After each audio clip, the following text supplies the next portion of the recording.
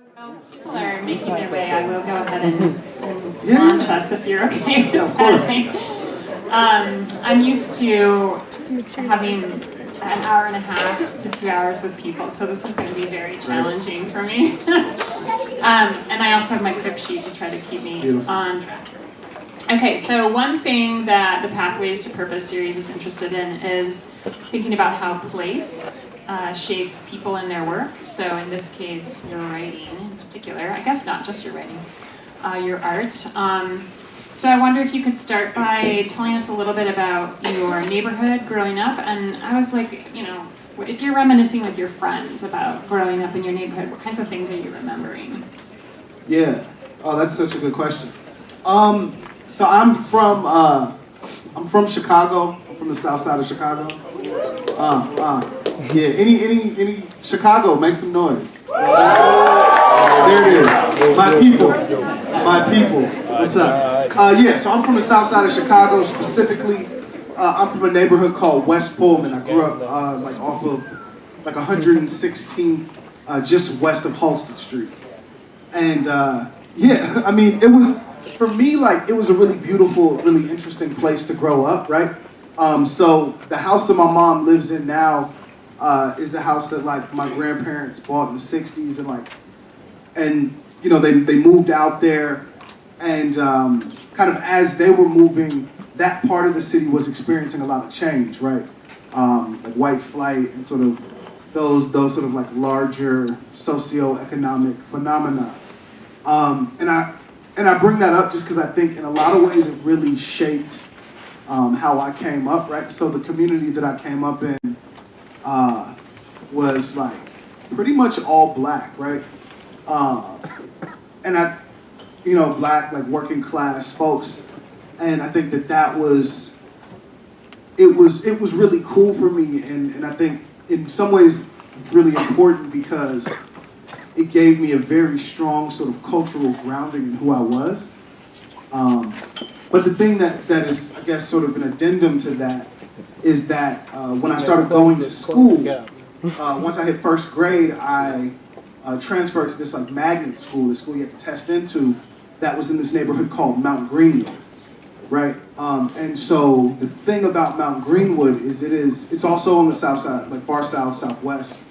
It is like a very like white, working class neighborhood, a lot of police families, a lot of firefighter families, a lot of union families.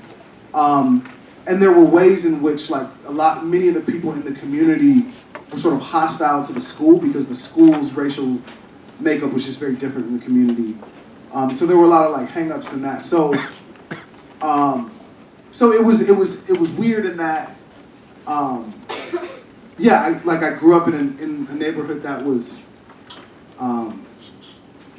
that, you know, was complicated and difficult in the ways that, like, you know, any neighborhood with like working and poor people are, but also that was really beautiful and I think really affirming for me.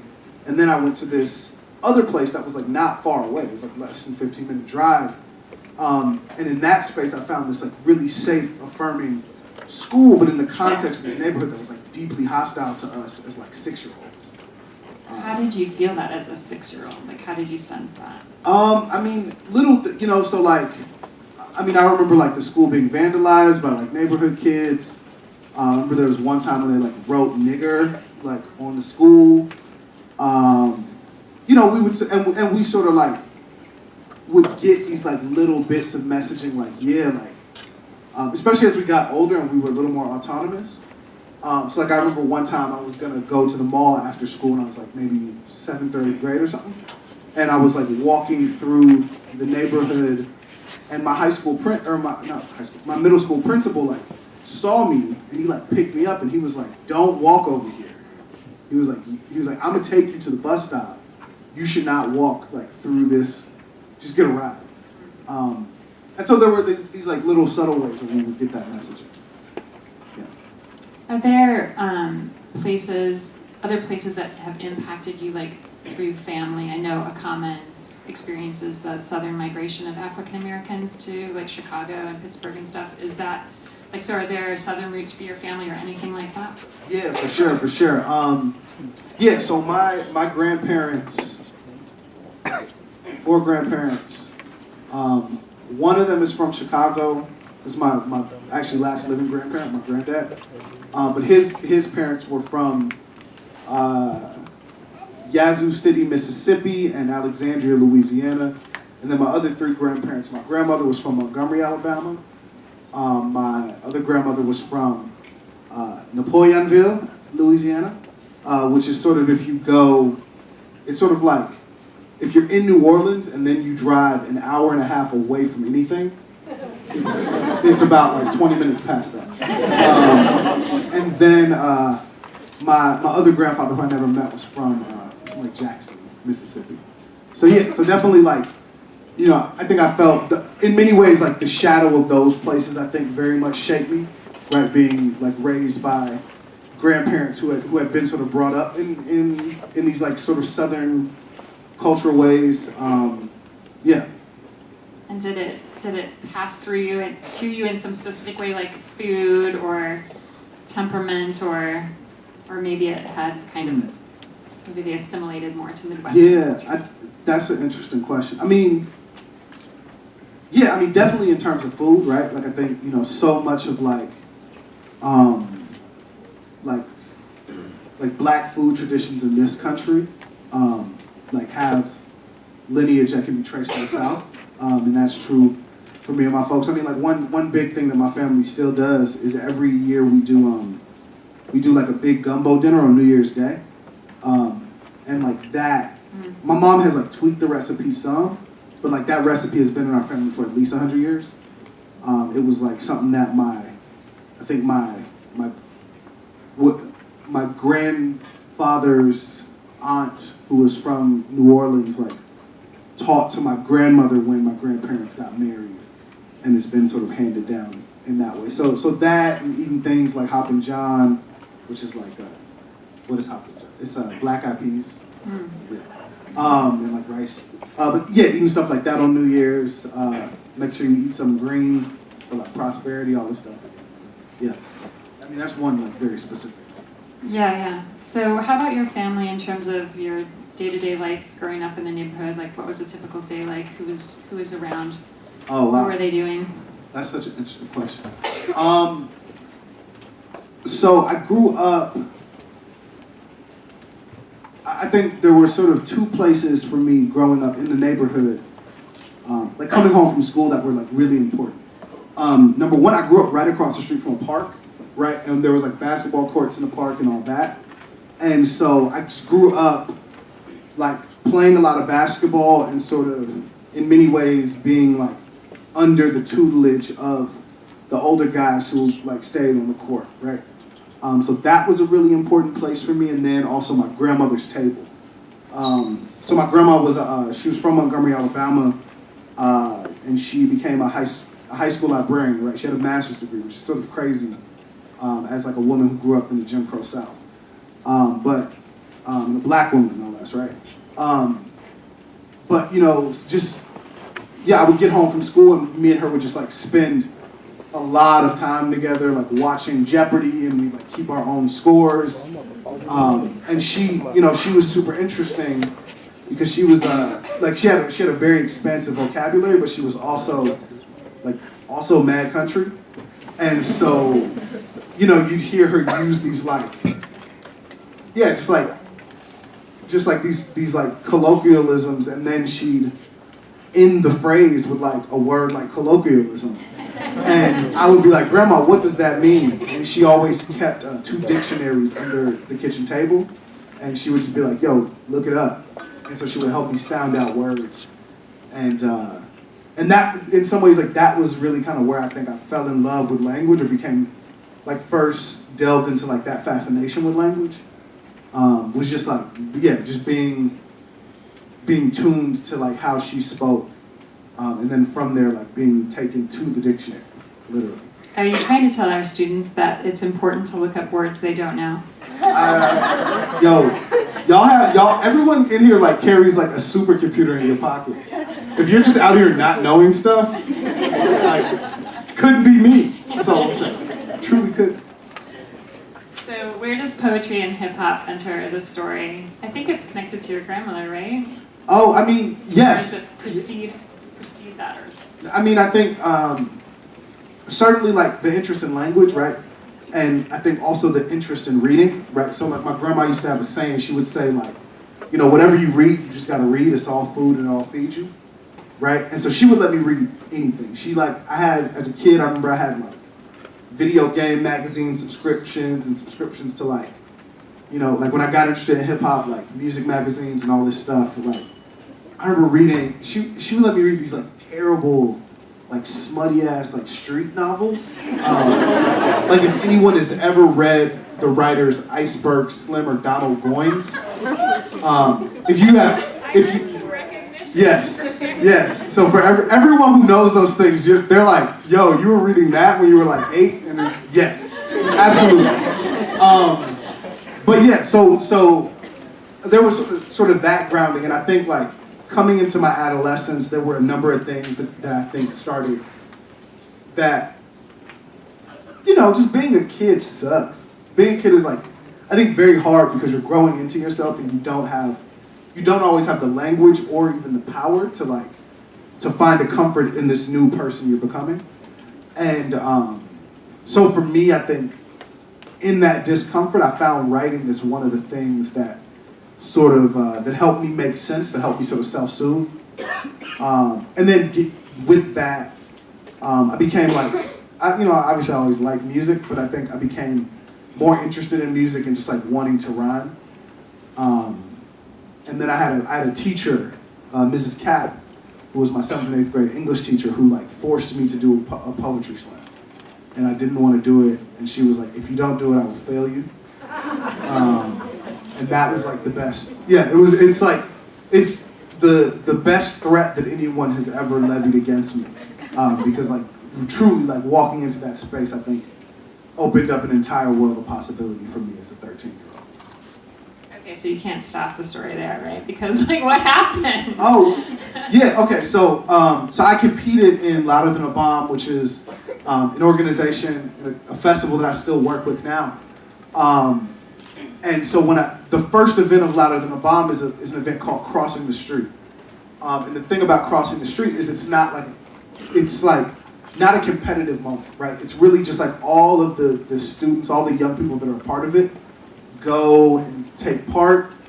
And it's kind of like a space for them to like meet each other. And there's like music and there was pizza.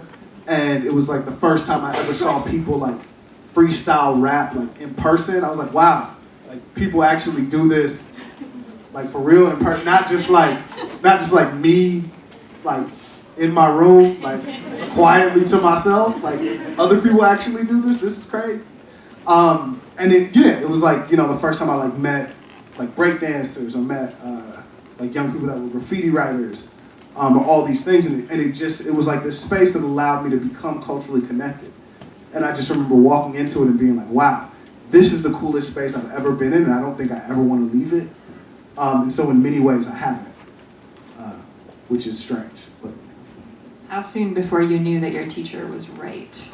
Immediately, like real talk. Like when I walked in the room, at first I was like, oh yeah, okay, cool. This is not what I thought it was gonna be, and this is fire. Like, yeah. Okay, so you were talking originally about culturally belonging in your neighborhood, but this sounds like a different kind of culture that you, like how would you describe the difference, or is it like an aesthetic? Yeah. As opposed to a racial, ethnic yeah. background, or? I mean, it was a bunch of things, right? So in some ways, right? So one of the things about Chicago, right? If you're from there, if you're from the area, right? It's like a wild, segregated place, right? Which is true of like much of America, much of the Midwest, right? And so the thing about that, right, and about those sort of like intentional lines of distance that are kept between different kind of folks is we rarely get the opportunities to see the ways in which we are alike, or to gain a cultural understanding of the ways in which we're different and how that's also valuable. And so, you know, I was lucky in that like I went to a magnet school, so like it wasn't like I had no friends of other races, right? But I think even still in my like diverse sort of educational experience, that was still relatively narrow. So like, for example, I remember going, when I first went to Louder Than a Bomb, right? It was one of the first times I ever really went to the north side of Chicago, right? And so that was like a little bit different, like seeing how that place functioned a little bit differently. I remember one of the kind of funniest stories is I saw like white people there, and they were wearing like the Star of David, right? They were Jewish, right? But I had never really met, I think I had one teacher who was Jewish, but I didn't really know what that meant, and I didn't really know like any of the iconography or anything like that. So I thought he was a gang member. Like when I saw white people wearing the Star of David, I was like, oh, cool, like they're GDs. The thing is, like, that made sense to me because I was like, okay, cool, like you're in a white neighborhood, which means like you would have just like the white version of everything that would be present in your neighborhood. So you have like the white grocery store and the white pharmacist and the white gangster's disciple, like, and that just made sense to me, right? So yeah, so there was this way in which like it widened my cultural purview, and it also just like allowed me. It made the city so much bigger to me in ways that were really valuable, and it also, yeah, it did begin to point me towards aesthetics that I was really interested in, right? Whether they were like musical or, you know, whatever, right? Fashion, whatever. So, did hip hop and poetry writing, whether that's slam or written, come up together for you, or do you see them as somehow separable in your mind? Yeah, they were definitely always like the same. Like I started doing them at the same moment. They were motivated in some ways by the same impulses. For me, like there are many of the same influences. And so, yeah, you know, I know a lot of folks that do, that play in those multiple forms or play in those forms and other forms or whatever, and who have these kind of like lines like, this is what I do when I'm like writing a performance poem, or this is how I do when I'm like writing a song or whatever. And those distinctions have never really made sense to me. Like I think I'm sort of in some ways I'm kind of suspicious of genre in that respect. Yeah, and I think it's just because like, you know, when I saw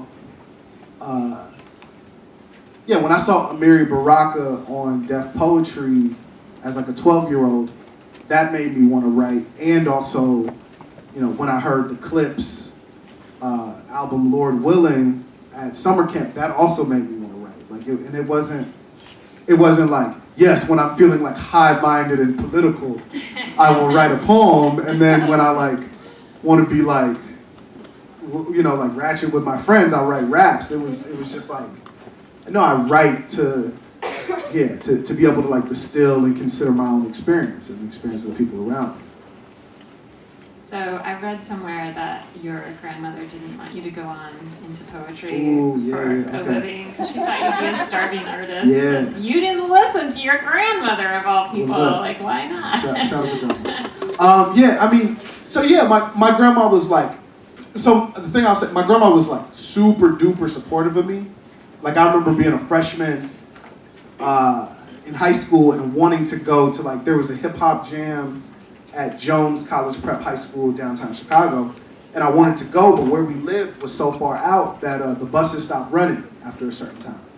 And so I like told my grandma, she's like, cool, and she took me, and she made like one of the break dancers like stop and like find her a chair, and so she just like sat there and like watched the break dancers, like watch the breakers break, and watch like me and my friends like, you know, kick like our terrible raps.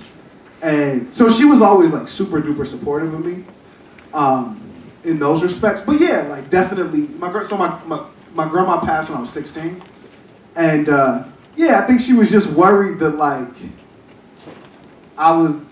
she was like, I don't know how someone becomes a poet. I don't know what that, you know, I love Langston Hughes, I love Gwendolyn Brooks, but I don't know like what that job is. Like, would you go to the poetry factory and every 2 weeks you get the poetry check? Like, I don't get it. And so she was like worried, but it's, you know, it's fine. Do you consider yourself now to make a living? Either, I don't know which words you use, as an artist, as a writer, as a musician. Yeah, I think I make a living a variety of ways, right? You know, I teach, and that's one of sort of the primary ways that I make a living is by like working with students, working with young people, both in like non-traditional, like extracurricular settings and also like college settings. I write, so like there's a fair bit of stuff that I write on commission, and so those things are when things get produced or that also brings in money. Poetry for commission, hip hop, magazine articles? A bunch of different stuff. So like magazine pieces, plays, poems, occasionally music. Yeah, I've like had done like music licensing stuff before. Yeah, all kinds of stuff, right? I think for me, in a lot of ways, right, what it means to make a life as an artist is to be very broad and flexible about what that means, right? So sometimes I think where people get tripped up, especially young people, is to say, I want to be this, I want to do this, right? Like, especially as an artist, right? If you're like, I want to be a painter, I only want to paint, that's how I want to make my living. And like maybe you can, perhaps, right? But like, also, even if you only make paintings and that's how you make a living, there are still all these other parts to what it is to like be a professional, right? So whether that's like incorporating an LLC, whether that's thinking about like the branding and marketing of your own work, leveraging social media, etc., right? So to the point that like you never really, whether it's like, you know, learn how to use QuickBooks to like keep track of your business expenses. So I think for me at least, what I've come to is that there's the idea of only being able to do like this specific artistic thing in this like pure way, and that being how you like that being the only thing you do to make money is like largely a fallacy unless you were just like born into wealth, or like you hit some sort of jackpot that allows you to function as like a wealthy person. But yeah, I enjoy what I do. I like have fun. What about the projects you're involved in, like Young Chicago Authors, the Lost Count Scholarship Fund, Sure. Crescendo Literary? Yes. Like, are they a part of your work? You're making a living? Yeah, so yes, 100%, right? So I work with an organization called Young Chicago Authors that puts on Louder Than a Bomb Poetry Festival, which is that room that I walked into where I was like, oh yeah, I never want to leave, right? So I work with them and help like do some of those programs that I was a student in high school. And then I also work with Crescendo Literary. That is a partnership between myself and a dear friend of mine, Eve Ewing. And we, basically the idea of that is we build artistic projects or sort of artistic experiences for communities and meant to be sort of deeply embedded in communities, right? So the kind of two biggest things that we've done with that is we wrote a play that was produced last year about the life of Gwendolyn Brooks. Gwendolyn Brooks, for those that don't know, was like a very famous poet. She was the first black person to win a Pulitzer Prize.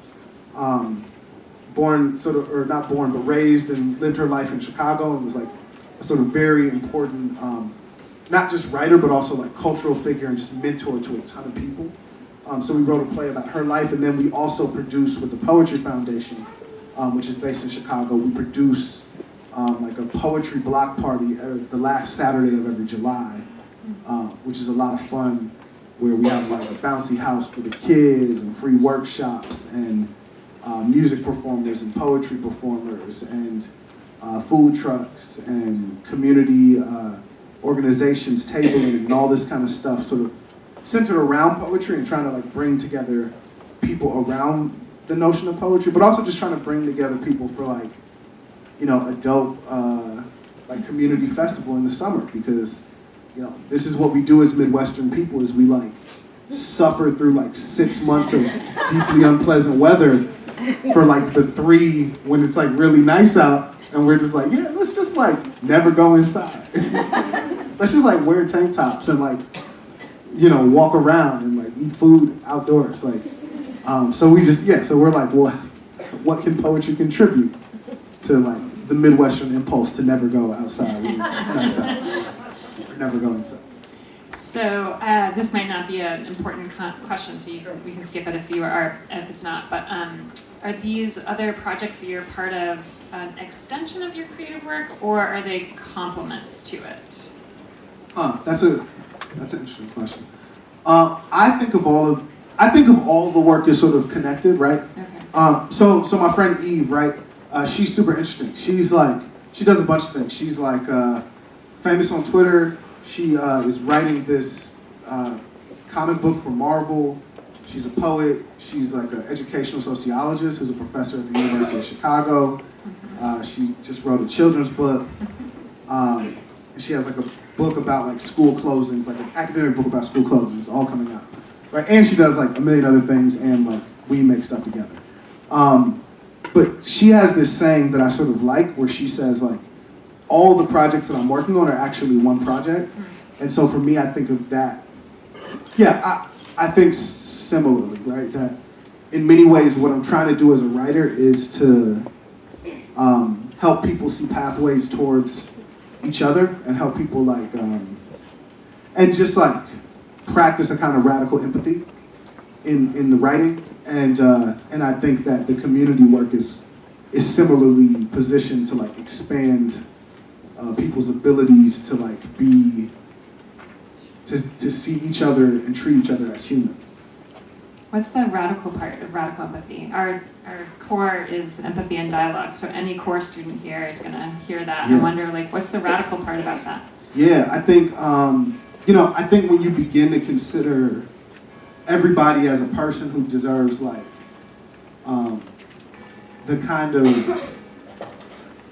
I think when you begin to consider everyone as a person who deserves autonomy and deserves dignity, and deserves, like, the ability to self-determine, right, then that requires you to, like, to work against and to challenge and to struggle against, like, systems of oppression, right? And so that's the part that I see as radical, right? Is like, regardless of, like, sort of your own predilections or your own sense of, I think this is cool, or I think this is whack, or I think this is gross, or whatever, right? When you begin to really be in that practice, then I think that, at least in my mind, if you're doing that right, then that forces you to say, okay, cool, well, I want to live a life where I struggle against, like environmental racism. I struggle against the erasure of Native people. I struggle against racism and anti-blackness. I struggle against homophobia and transphobia and classism and whatever, right? All these sort of systems of power that disallow people the ability to self-determine. So for me, that's like the radical notion of that. How do you hope your poetry or hip hop or music invites other people into that practice? Is it the content of what you're writing about? Is it the fact that you've practiced the radical empathy in order to get it on the page, or? I guess in some ways it's like, it's the content and the form, right?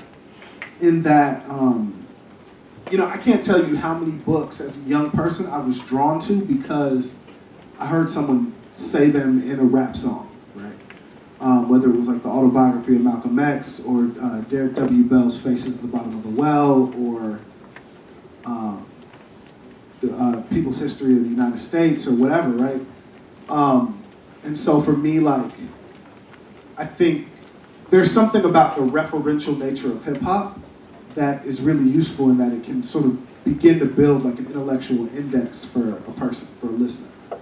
And so I'm interested in that process. And then I think also like, the content, right? And that there are in every poem or play or essay or song or whatever, right? Hopefully, I think that there are moves that that make people reconsider something about their world, right? You know, I don't know always what that thing is going to be. Something. So that sounds like a good segue to me. I don't know where Thais is. It's a great segue. To actually hear some of your moves. Oh no. And to see if we. The mic and the music stand are over here. Perfect. They're over here. So Great. we need to move those. Great. Come on, pass them up. Let's do this. Let's do this. Teamwork. You're awesome. Thank you. We did it. Thank you guys.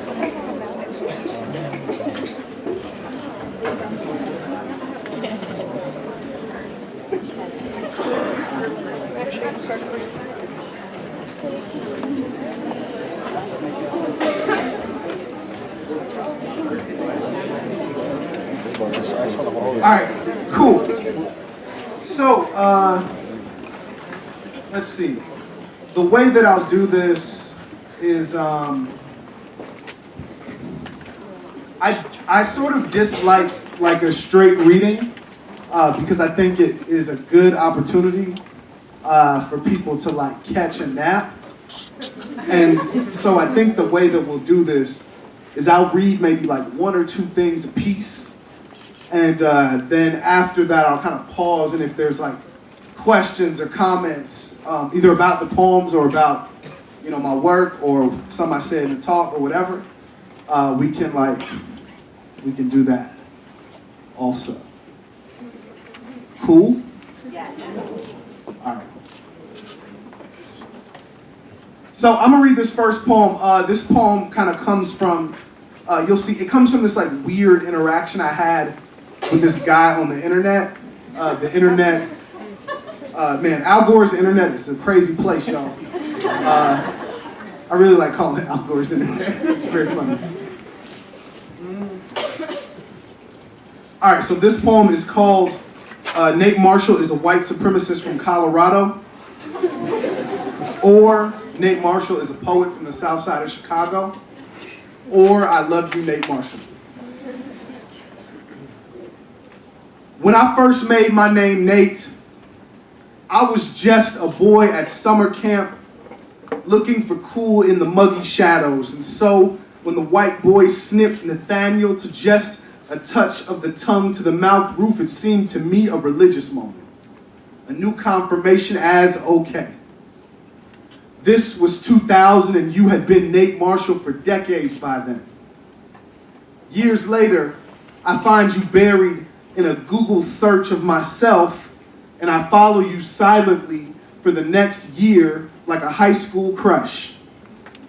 I tell my students about you in class, the day when we wonder who we could have been if privilege hadn't put us in a college classroom.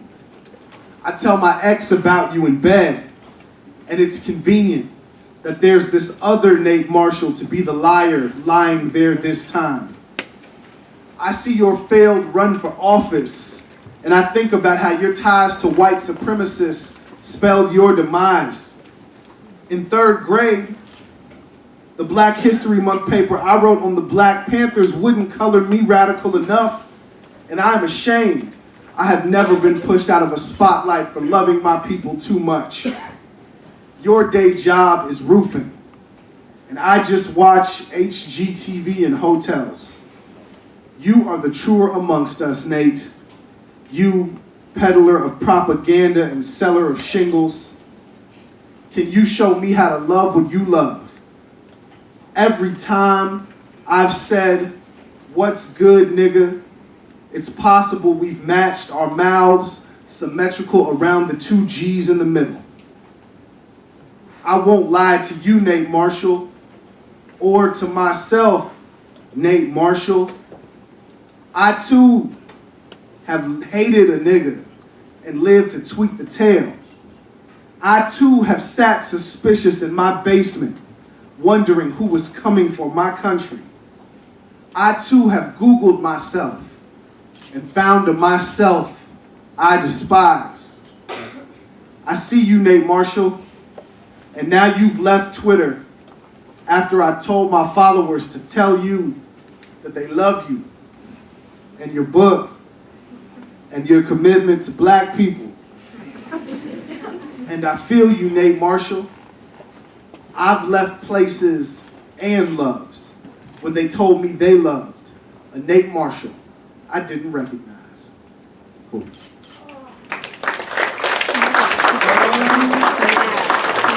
Maybe I'll read like one. Man, poems are crazy, y'all. All right. I'm sorry, I just always say that. I don't know. All right. Let's see. Actually, I'll read this. So, one of my best friends in the world is from this very strange, or not strange, but like this very interesting, pretty different place than me. He's from a place called Hinsdale, Illinois. Yeah, no? Yeah, like, yeah, okay, got it. All right, cool. So this is a poem, if I can find it, about the first time that I went to Hinsdale. Where is it? Oh man. Dang, where is it? I truly can't find it. No, right?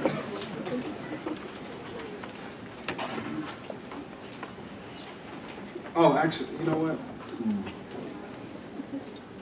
Okay. I'll do a different one. We'll do that later. So this is actually about when I met that kid. We were at summer camp together.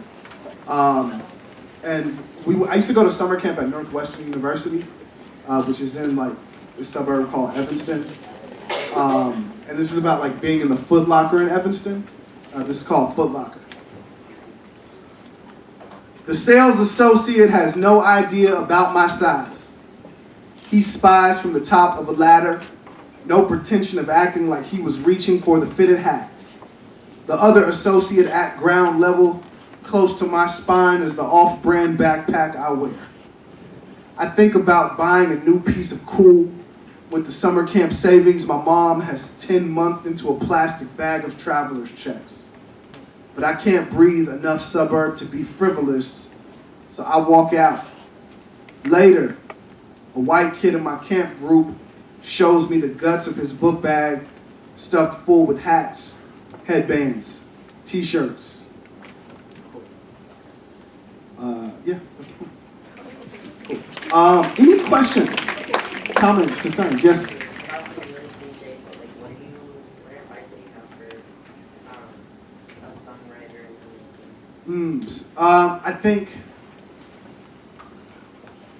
I think the biggest thing, right, with any kind of writing is I think that you have to, as much as possible, become an expert in your form, right? So if you want to be writing songs, I think you have to be listening to a lot of music, and I think also, and not just music that's similar to what you want to make, right?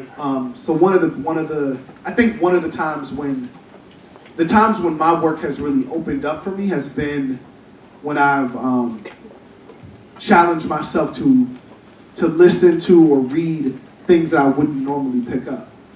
I think that has been really, or things that don't feel like in my wheelhouse. I think that is, yeah, that's like a place where a really deep growth can happen. Yeah. Other questions? All right, cool. We'll read more things. All right. Sorry, I make a lot of weird noises, y'all. As yeah, sorry. All right, cool. So a thing that I've been writing about a lot is like gender, right? And thinking a lot about like gendered language and the way that young people, particularly young men, are sort of are socialized towards violence, even in the language that we speak, right? So this poem kind of comes out of that. This poem is called "The Homies Ask If I'm Trying to Smash."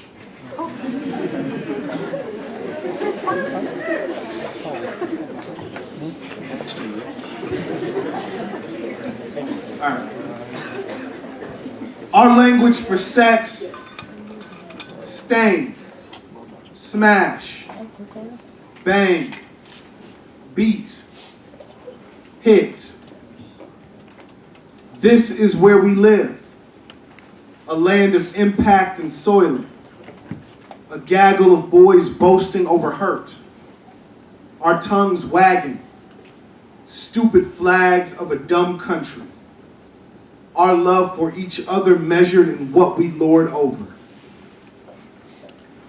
We, poor timekeepers, consider our preposition here, bros before we, anti-historians. We, unmakers of ourselves. We, failures of science and courage.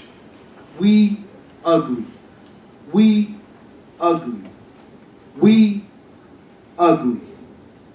We, a bankrupt vernacular, a slang as prophecy, a linguistic imperative towards pain. Cool.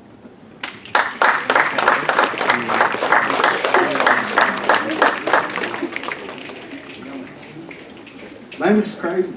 All right, cool. Let's see. All right, since I'm sort of reading those, I'll read this. This is another poem sort of in a similar vein, and this is called Everything I've Called Women. Is there anything you need to know about this? It uses objectionable language about women that I wouldn't normally say, but it feels in some ways necessary to the poem, and it's a quote. And it quotes, I don't know if y'all are kind of young, so maybe you know. There's a rapper named Too Short. Yes. He's from Oakland.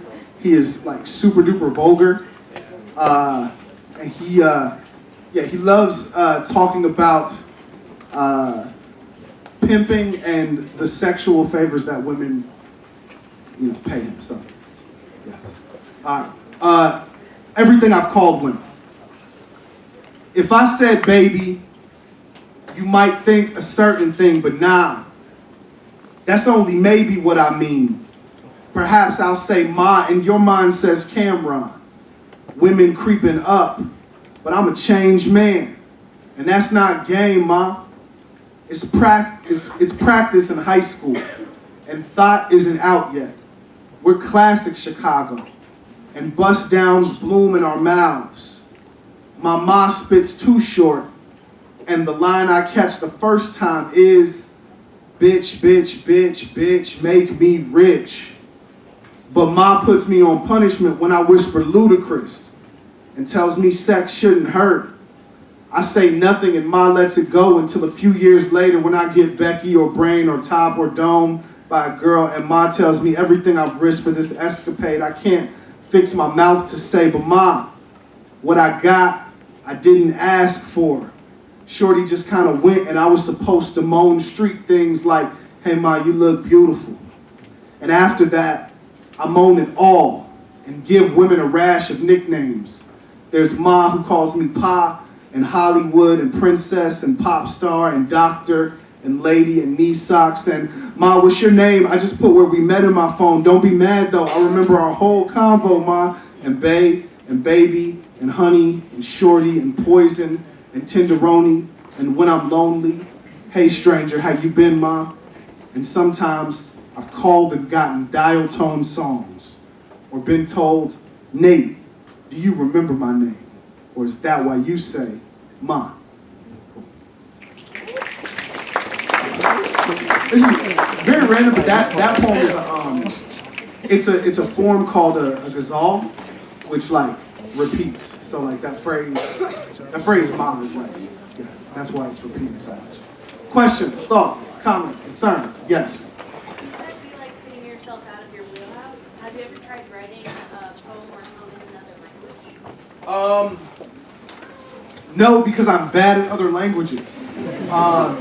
What I have tried to do is like read either more translation or like I did this festival it's kind of cool, like a cultural exchange between Chicago and Mexico City. So we did it in Chicago, and then a few months later we went and did it in Mexico City. And when I was down there, I like bought a couple of books of poems in Spanish, and I've been trying to like read them in Spanish because I do know, I have like a vague working knowledge of Spanish, But yeah, no, I don't. yeah. I'm in no way confident enough in like my language skills to ever try to write in another language, but definitely like reading. That's a good question. Yeah. Have you ever considered reading Latin poetry? Ah, like in Latin? Not in Latin specifically, but any old Latin poetry. Oh yeah, Latin. Yeah, sure. Yeah, definitely. I mean, you know, this is if we're talking about like the history of the West in literature, right? Then you're reading things that are like translated from like Latin and Greek, right, as some of your foundational texts, whether that's like, you know, the Odyssey or like, you know, Plato, Homer, and all that, or like Roman poetry, right, and Roman, so a lot of like Roman political philosophy. So yeah, for sure. Yeah. Yes.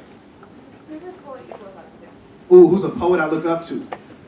Oh, there's so many. I mean, probably the biggest one is Gwendolyn Brooks, who I was talking about before. Like me and like a number of my friends, we often will say when we're like struggling with a thought, we'll just be like, man, what would Gwendolyn Brooks do? And that's sort of how we think about what to do next. But I look up to a lot of folks. In some ways, like, especially now, increasingly, the people that I really look up to are like a lot of my friends and peers, because their work excites me. Yeah. Yeah. So when you begin the poem writing process, how Mhm. does it start? Do you like sit down and you're like, I'm gonna write a poem now, or does it kind of just come to you randomly? It depends on the piece. I think a lot of poems that I start and a lot of things that I start writing, I start with a story. So often they'll begin with a story that I want to tell, but they don't always end with that story. So what I mean is like I could want to tell the story about, my first day of kindergarten when I got into a fight and whatever, right? But the story might end up focusing on like the color of the apple that was sitting on my teacher's desk, right? It could just be as small as that image or as large as whatever. But I tend to start with a story, or sometimes I'll start with like a piece of language that is very exciting to me or whatever. So this is super random. The poem I read, Everything I've Called Women, that poem actually came from like, kind of like a challenge or like a prompt that a friend of mine gave me, where she was like, write a poem that uses the word tenderoni.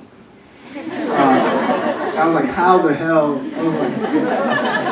I was like, what? I guess I gotta like start writing like 80s R&B songs as poems. And so that was the genesis of that poem. To get there, right, to think about using that language, I had to think about, well, what are the contexts in which that word has like manifested in my life or in my experience? Yeah. Yes, ma'am. You say that you like Gwendolyn Brooks. Yeah. I like her too. What's like your favorite poem? My favorite poem? I like We Is Cool. That's like my favorite. You said what? We Is Cool. That's like the first Oh. one that I heard. Oh, we real cool. We real cool. We left school. We lurk late. We strike straight. We sing. We thin gin. We jazz June. We die soon. Yeah, love Gwendolyn Brooks. I like that one. I like, she has a poem called Beverly Hills, Chicago, which for me was really important because it was maybe the first time that I read a poem about a place I've been. And I was like, whoa, you can write poems about like places you just be at? That's crazy. I thought you had to write poems about like coliseums or whatever, right? I didn't know you could just write one about like a street you drive down. What? So I love that poem. She has the like poem, sort of small chapbook called Riot. That's really beautiful, really stunning. I love a lot of her work. Yeah. Who's like the first musical artist you looked up to? First musical artist I looked up to was probably Tupac. Probably the first one. Yeah, rare. Being that you are a teacher and that in your poetry that you sometimes do use profanity, how would you go about teaching a young person about using cuss words in their own language? Yeah. So I think language, right? I think all language, right? I don't believe in hierarchies of language, right? But what I do believe is that as a writer, in any given moment, you have an audience who you're trying to talk to, and sometimes like it can be good to challenge that audience and get them out of their comfort zone, and that can be productive. But sometimes like the use of certain words or certain constructions can muddle their understanding or make it where they're unable to hear you, right? And so I never advocate for like the how can I say, the censorship of ideas, but I do think there are moments, right, when in articulating an idea, it might make sense in a piece of art or in a performance piece or in a speech even to like use profanity, but then it might not make sense to do that in like an academic paper, right? In the same way that like in an academic paper, often you avoid using like the personal I, right?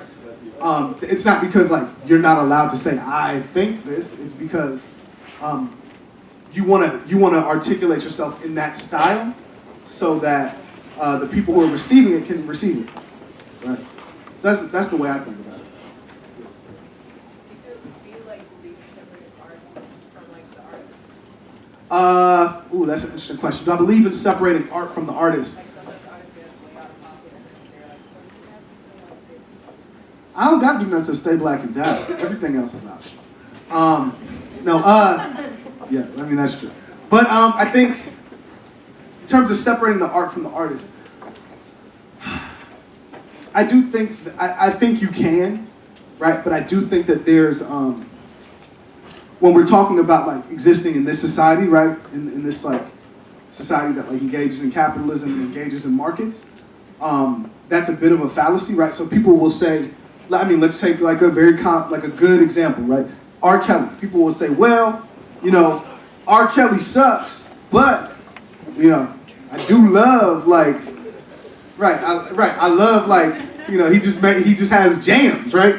Like who amongst us doesn't love I Believe I Can Fly, right? Or whatever, right? And people will say that, right? But there's a bit of a misnomer, right? Because you can like separate the art from the artist in your mind, but like, if you're streaming R. Kelly's music, like he does materially benefit off of that. So like there is that separation you're talking about doesn't actually exist. You know, and for me, I think in some ways, right, when we have conversations about separating art from artists, like I think it's important to, I don't believe that people are disposable, and I don't want to like get into the point of like, of being like, wow, this artist did like one bad thing or did many bad things even, and so they are not a person anymore, and I want to lock them away and whatever. But I don't want to like be in the process of like re-traumatizing survivors or people who have been harmed because I like a song. I don't know if that's worth it. You feel me? Yeah. Let me read like maybe like one or two more things, and then if there's like quick questions, cool. If not, they're selling books out there. I'll be around to sign them. Or like come say hello, or like give me a high five, or like, you know, consensual hug or whatever. For real, yeah, man. People just be touching you sometimes. It's weird. It's crazy. Right, it's like, I don't know you. All right, cool. I'm gonna read these. I'm gonna read just two more. This one is called All Bald for the Whole Hood. And All Bald is like a poem or a song meant to welcome the new day. Today, I offer myself all the small kindnesses. I'm out here with breath in my body, though it may be stank, and body in my control, though it may be too soft or too large or not enough. Today, I offer the whole crib a jam we ain't heard in a minute, and permission to turn the news down and move a hip like a suggestion to a lover. On this day, I declare the pockmarked street I grew up on a miracle. I declare the bills, even the overdue ones, a blessing. Who knew that we would still be here to see these injustices? How can we measure the disrespect of lack against that precious surprise? Real talk, today I stay woke to all the terror but also to my favorite food or favorite place or my best hope for our people. And I work to make all my best lives possible. Cool. And then I'll just do this last one. Thank you guys so much, for real. Like, Valparaiso, y'all are incredible.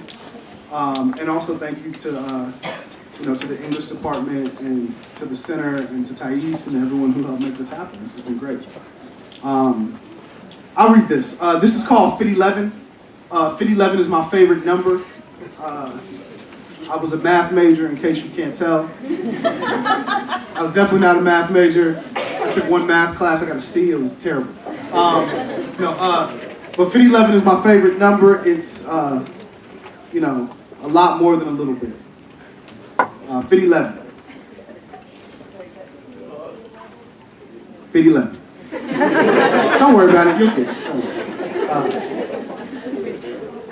How much is owed to those who wore the chains, who tilled the land, who nursed the babes, who mixed the grits, who fried the food, who chopped the wood, who picked the bowls, who ran the road, who fought the war, who shared the crop, who made the name, who wore the noose, who blacked the codes, who sparked the schools, who juked the blues, who showed the soul, who left the South, who stayed the course, who caught the hell, who marched the march, who broke the strike, who struck the blow, who took the vote, who held the hood, who housed the club, who queered the notes, who spun the jams, who funked the flow,